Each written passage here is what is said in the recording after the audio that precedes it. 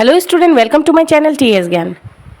आज मैं आप लोगों को पढ़ाने वाली हूँ क्लास 7 का साइंस का lesson number 3 respiration in organism. Already मैंने इसके ऊपर एक वीडियो दे दिया है जिस पे मैंने इसका थोड़ा सा पार्ट मैंने एक्सप्लेन किया है। आज इस वीडियो में मैं और थोड़ा एक्सप्लेन करने वाली हूँ। उम्मीद करती हूँ आप लोगों को मेरी ये वीडियो पसंद आएंगे। अगर मेरी वीडियो पसंद आए तो प्लीज़ मेरी वीडियो को लाइक कीजिए और शेयर कीजिए अपने फ्रेंड्स और फैमिली के साथ।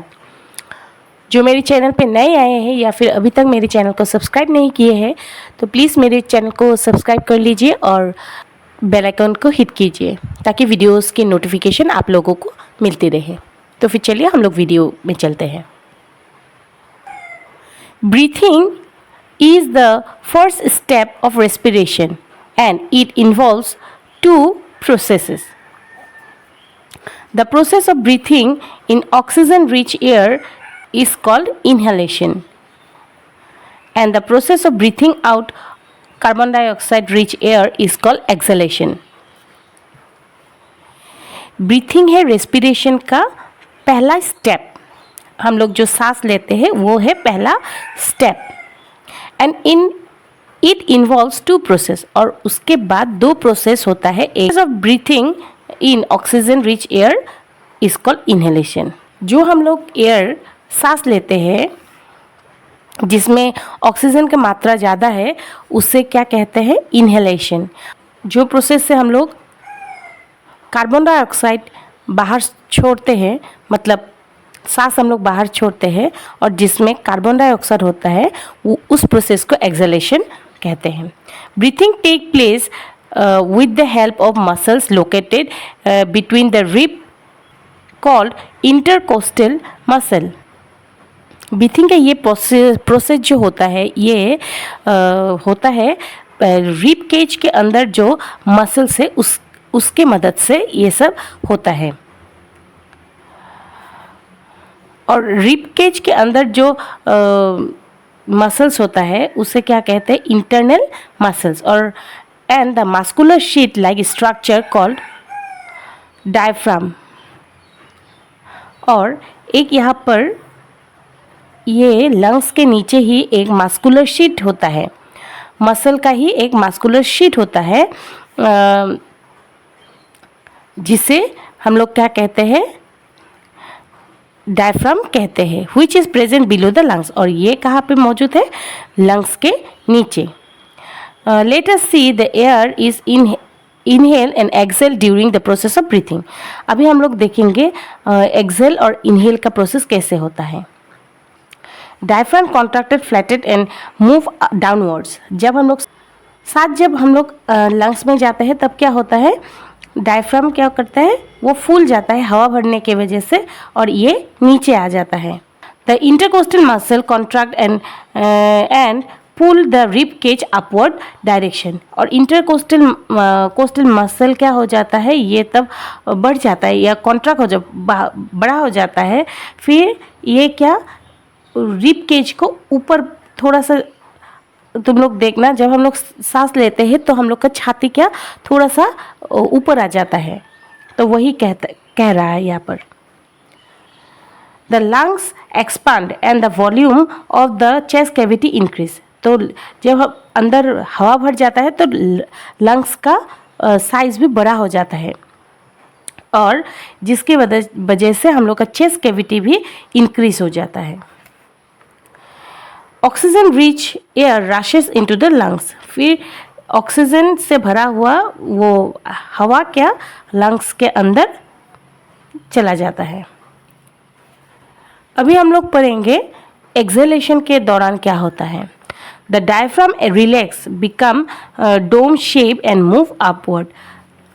और डायफ्राम जब हम लोग हवा सांस छोड़ते हैं तब क्या होता है, डायफ्राम डोम शेप का, डोम मतलब ऐसा गुंबद का शेप जैसा, डोम शेप का हो जाता है और ये ऊपर चला जाता है। फिर ये वाला नीचे आया था इनहेलेशन के टाइम, अब जब हम लोग एक्सहेल कर रहे हैं तो ये ऊपर चला जाता है। The intercostal muscle relax and bring the rib cage downwards and inwards. जब हम लोग सांस छोड़ते हैं तब इंटरकोस्टल मसल क्या होता है, रिलैक्स हो जाता है और ये रिब केज को नीचे लाता है, नीचे आ जाता है और ये अंदर चला जाता है। The lungs contracted and the volume of the chest cavity decreases. फिर सिर्फ क्या होता है, लंग्स क्या कॉन्ट्रैक्ट होता है और चेस्ट कैविटी का वॉल्यूम भी डिक्रीज हो जाता है, ये नीचे चला जाता है।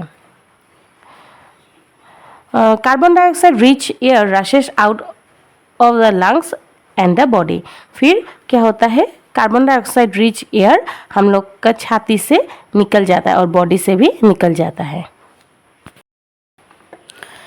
The cycle of one inhalation and one exhalation form a breathe.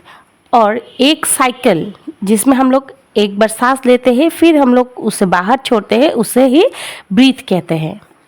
The number of breath taken in a minute is called breathing rate. और एक मिनट में हम लोग कितना बार सांस लेते हैं उसे ब्रीथिंग रेट कहते हैं।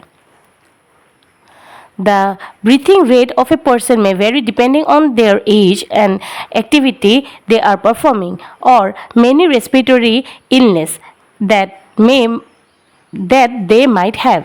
और breathing rate हर एक इंसान का अलग अलग होता है, मतलब वो वेरी करता है। जो मेरा ब्रीथिंग रेट है वो शायद तुम लोग का नहीं होगा, हो सकता है। ये डिपेंड करता है, ब्रीथिंग रेट डिपेंड करता है किसी के एज पे, आयु पे, एक्टिविटी, वो क्या काम कर रहा है। फिर रेस्पिरेटरी, अगर उससे कुछ प्रॉब्लम है, छाती का कुछ प्रॉब्लम है, लंग्स का कुछ प्रॉब्लम है, तब भी ब्रीथिंग रेट अलग है, हो सकता है। For example, if you stand and जो your place right now, measure your breathing rate. It would be higher than when you were sitting. अगर तुम लोग खड़े हो गए हो या फिर तुम दौड़ रहे, जॉगिंग कर रहे हो अपने जगह पे, तब अगर तुम लोग ब्रीथिंग रेट को चेक करोगे तब तुम देखना उसका ब्रीथिंग रेट, और जब तुम लोग रेस्ट कर रहे हो तब उसका ब्रीथिंग रेट, दोनों का ब्रीथिंग रेट क्या होगा, वेरी होगा, अलग अलग होगा। क्या perform each of the physical activity in 5 minutes. यहाँ पर दिया हुआ हर एक एक्टिविटी 5 मिनट्स करके करना होगा, फिर उसका ब्रीथिंग रेट, उस टाइम पे ब्रीथिंग रेट क्या होता है उसका नंबर लिखना है। रेस्ट करने के टाइम तुम्हारा ब्रीथिंग रेट क्या है, सिटिंग जब तुम चेयर पे बैठे हुए हो एकदम आराम से तब क्या ब्रीथिंग रेट, फिर जब तुम चल रहे हो तब ब्रीथिंग रेट, फिर जंपिंग का breathing rate. From the activity, we can see that the breathing rate increases from the resting stage when we perform moderate activity and is the highest when we perform the heavy activity. ये देखा गया है कि जब हम लोग का breathing rate increase होता है अगर हम लोग कुछ काम कर रहे हो, activities कर रहे हो, और जब हम लोग resting कर रहे हैं तब हम लोग का breathing rate थोड़ा slow होता है। and it is the highest when we perform heavy work। और सबसे ज़्यादा ब्रीथिंग रेट होता है जब हम लोग कुछ हैवी एक्टिविटीज़ कर रहे हो। What does this tell us. तो फिर ये वाला क्या कहते हैं, इससे हम लोग क्या समझते हैं। This tell us that while performing heavy activity our body cell require more oxygen to break down food to obtain energy, hence we breathe faster.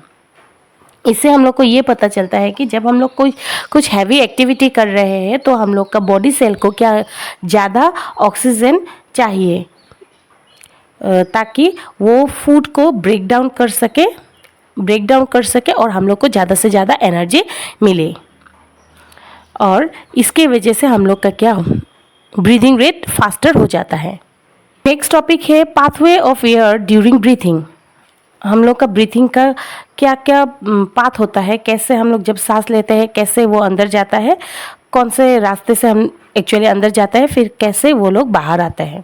During inhalation the oxygen rich air is drawn in through the nose and sent to the alveoli. जब नाक से हम लोग सांस लेते हैं और ये वो एयर जाके कहाँ चला जाता है, अल्वियोली में पहुंच जाता है।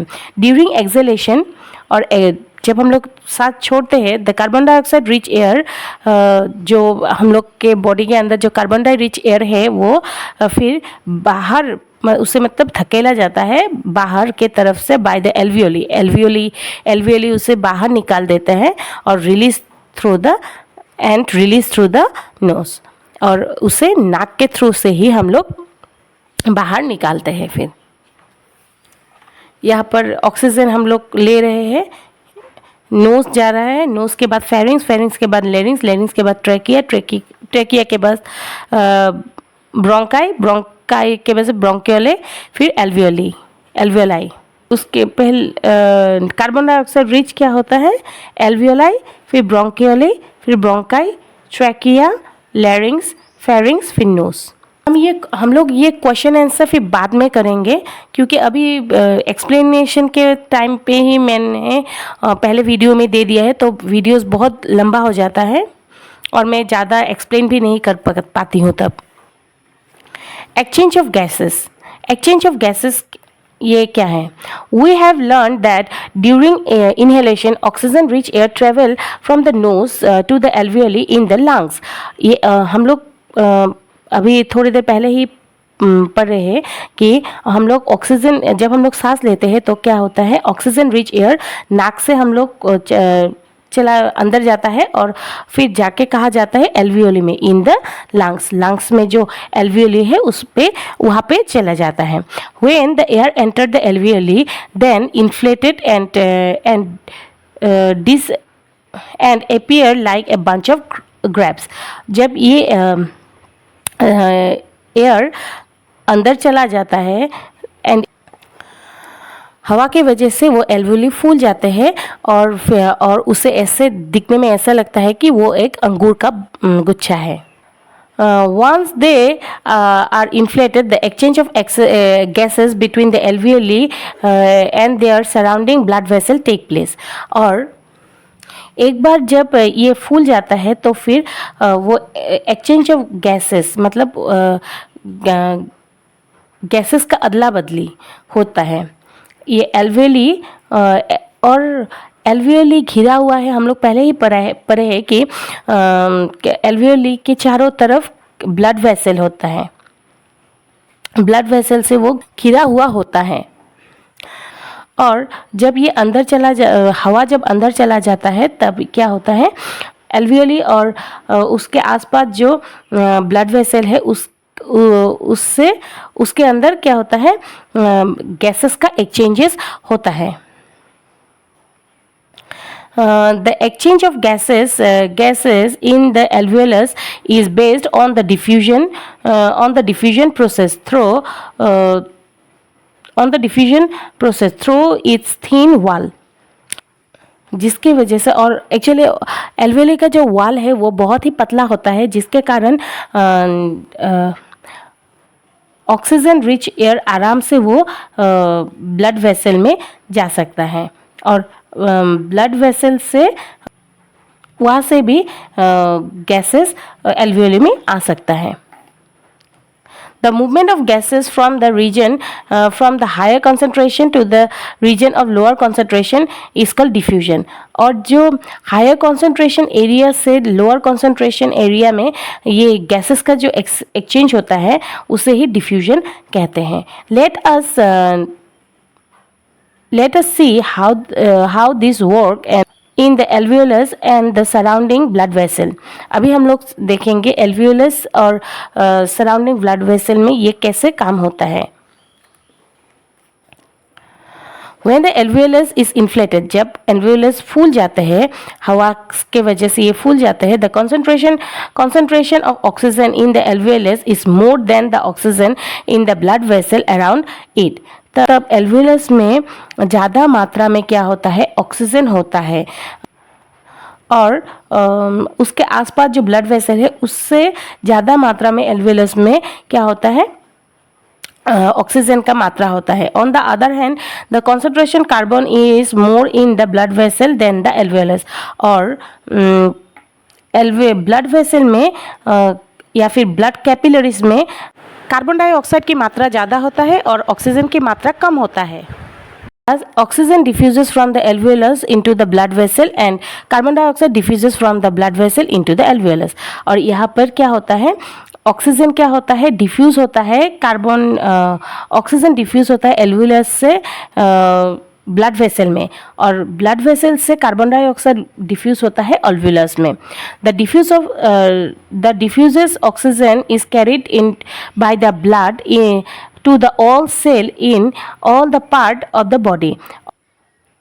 जो ऑक्सीजन ब्लड कैपिलरीज में चला जाता है, फिर वो ऑक्सीजन ब्लड के थ्रू से हर एक सेल में पहुंचाया जाता है पूरा बॉडी में. The diffuse carbon dioxide in the alveolus is removed as exhaled air passing through the bronchioli, bronchi, trachea, pharynx, nasal cavity and finally the nose.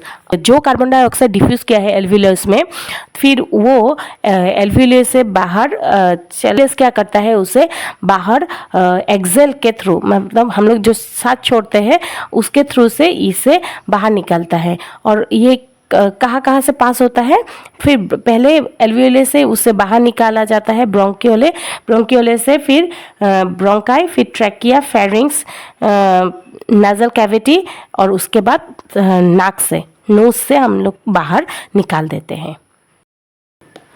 आज का ये वीडियो मैं यहीं पे एंड करूँगी.